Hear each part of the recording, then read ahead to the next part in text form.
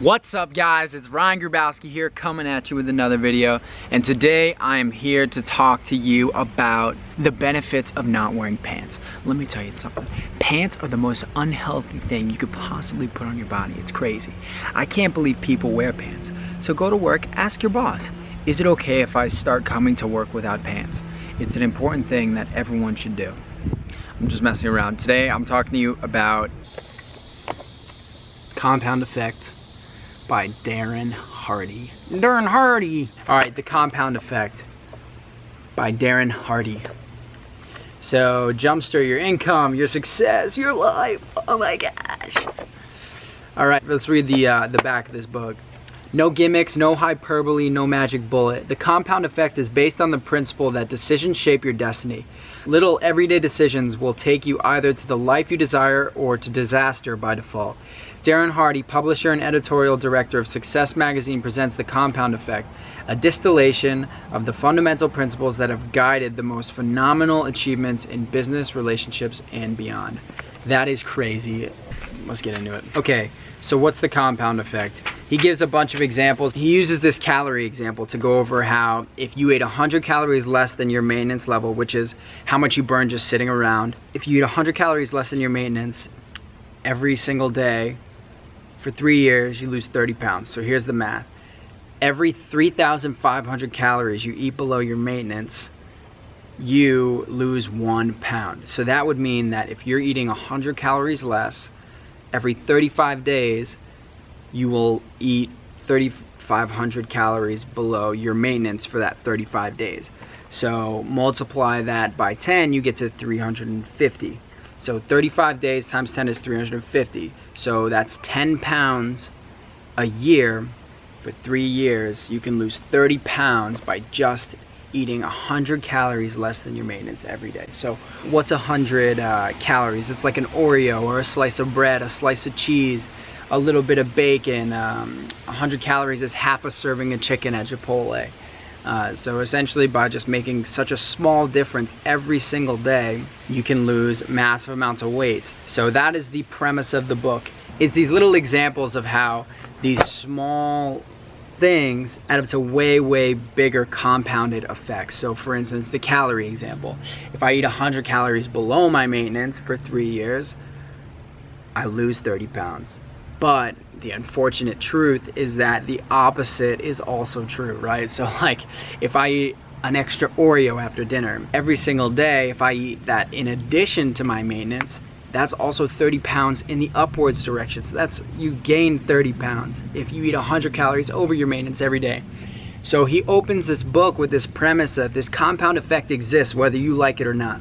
And your good habits are compounding into big good things, and your little bad habits are compounding into big bad things, and you don't know it. Like, people, when they get super fat, they don't wake up in the morning and say, I'm gonna overeat today. They just overeat by a little bit every day, and then by the time they're 300 pounds, they have all this momentum, eating the same way every day, and the habit just gets bigger and bigger and bigger. So that's the compound effect. Now, one of the biggest pieces to the compound effect is just knowing that it exists. So once you know that it exists, you could take advantage of it, which is where choices come in. So you have to become conscious of your choices. So if you are overeating and you don't know it, what's the best way to learn whether or not you're overeating?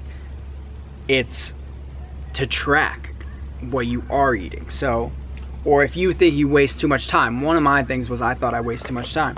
So how can I fix that? Sometimes I don't even know I'm wasting time. I think that I'm working, or I think that my whole day was busy, but what was it busy with?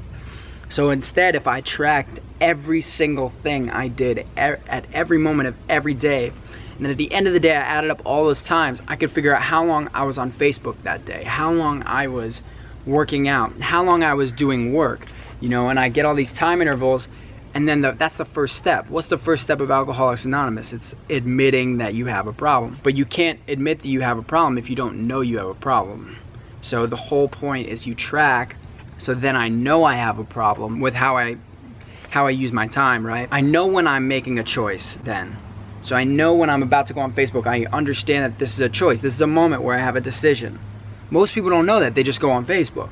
But it's about reaching this point where you have a decision. I can make a decision. I can go on Facebook, or I can not go on Facebook.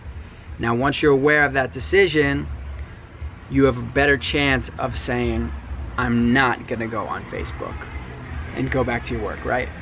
So let's talk about food. You don't just eat, you then think, I have a choice. Or if you're tracking your food, so you write down everything you eat all day. So you're about to write down and you realize, I have a choice. I can eat this or not eat this. Otherwise, you just eat it. You're hungry, I eat, right? But if you're tracking everything, you can say, I have a choice. I can eat this or not eat this. I'm deciding to eat this. Facebook. I have a choice to go on Facebook. I can go on it or I can not go on it, but I'm deciding to go on it. See what I'm saying? So it's all about momentum. So if you can push yourself to do something for 30 days, or for, in the book he says it's 21 days to create a habit, and then it's 300 instances of positive reinforcement in order to make something an unconscious habit, like putting on your seatbelt or brushing your teeth. You don't even think about those things, you just do them. But not me, I don't brush my teeth. You want to build this momentum, and then once you have it, once you build that momentum, forget it. If you work out every day for 300 days, you will work out for the rest of your life. It will be so hard to break that habit. If you don't work out, you'll feel terrible. Let's do another. If you read every single day for 300 days, if you're about to go to bed and not read, you'll feel like something's wrong. You're like, I'm forgetting something. Something is inherently wrong. It's cool to just see the big momentum like taking place, and like as these habits grow and I do more and more positive reinforcement, eventually nothing will stop me from getting those things done every day. I'll work around it. Influences. You are the sum of your surroundings. You need to distinguish who's a 15-minute friend and who is a 3-hour friend. Now, who's a 15-minute friend? That's someone you're probably just helping, like someone who doesn't give you anything, you know, just you don't like hanging out with, but they always want to see you. You could be a good person, you could give that person a 15-minute phone call, 15 minutes in the grocery store, anything like that. Then you have, you know, 3-hour friends. Maybe someone you grew up with that isn't really doing much of their life, but you both get some value out of seeing each other and hanging out. Then you have your 3-day friends, who are people who you could work with for 3 days. You know, they're a real positive person, you know, they like working out, but you know, sometimes they disagree or they're a little bit negative, but you could hang out with them for 3 days and it wouldn't affect your progress. They're not gonna try and pull you from your good habits. And then you have it goes on, but 3-week friends, people who are just positive people. Like 3-week friends, that's someone you could spend 3 weeks with and you would get nothing but good out of that. You probably accomplish more, they help you, you help them. Good friends. You could go on a vacation with this person and they'd be like, oh, you want to get up and go for a jog this morning? Oh, I'm about to go read for an hour, I can't go out yet. Oh yeah, of course, let's both read. Oh, I'm about to do some stretching, you want to stretch, you know. All these, like someone who's super positive. And then you have 3-year friends. These are probably your best friends, like people who just are on the same path as you, looking to be successful, looking to work hard, like, you know, never negative, like those types of people. And if it's a girl and you find someone who's like a 3-year friend, you should probably just marry her because that is a girl that you want in your life. Like, you want someone who's gonna be your rock like that. And if you find that, you need it. Oh, something else he said that was super cool. He said, you have to decide on what you want in your life, and then instead of just wishing for that exact thing you want, you instead have to think on, so let's say I wanted a business that generated $1 million in gross income every single year. There are 2 ways of looking at it. I could just wish it happens and kind of work towards it.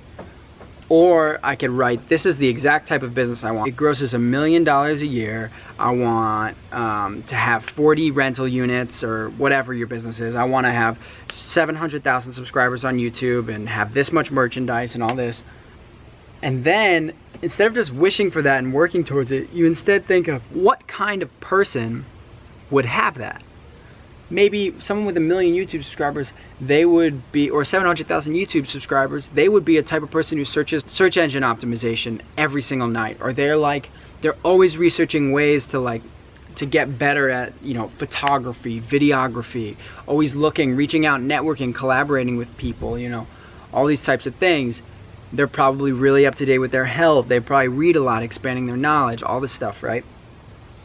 So you got to think about what kind of person has that, and then your goal shouldn't be to become the person with 700,000 subscribers in YouTube. Your goal should be to gain the qualities that would give someone that kind of following, or would give someone that kind of, you know, that kind of business. That was a cool thing, and it sort of flips the perspective. If you want a specific type of girl, he says it in the book, he wrote down exactly what kind of girl he wants, and instead of just saying, why don't I have this girl, I want this girl, let me go, like, I set this goal, it should just come into my life now.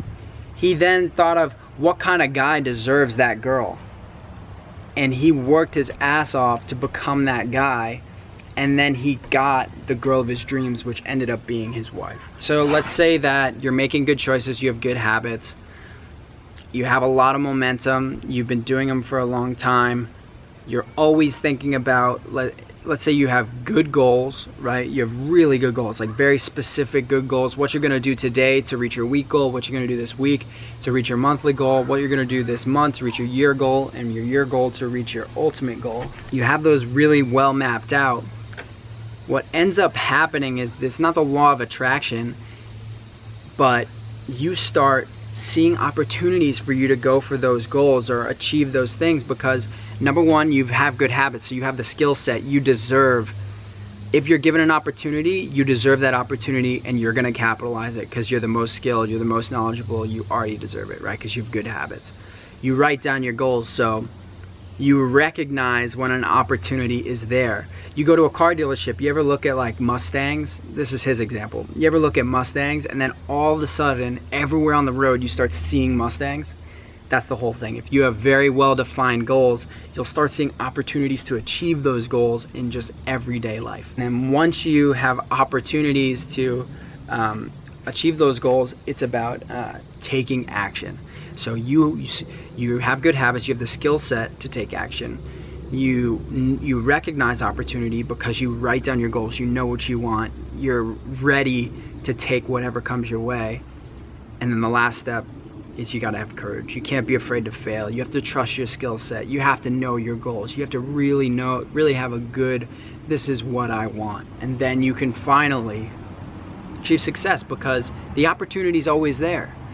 You just need the goals and the habits to achieve, you know? You just need the goals and the habits to recognize and take advantage. It was a fantastic book. I'm implementing it in my life as best I can. And in another video, I can update you guys on how I take this information, and then I'm gonna implement it in my life. And then once I give you guys a video on how I'm going to implement it, I'll give you guys a status update. Oh, so this whole thing, at its base, at its core, at the center, at the heart of this whole thing, the heart of this whole thing are good habits. So when you reach that choice, and you have the choice to either do the right thing or the wrong thing, because you recognize the choice, what is your reason for doing the right thing? So let's say it's to get in shape. When you reach that crossroads and you have that donut in your hands,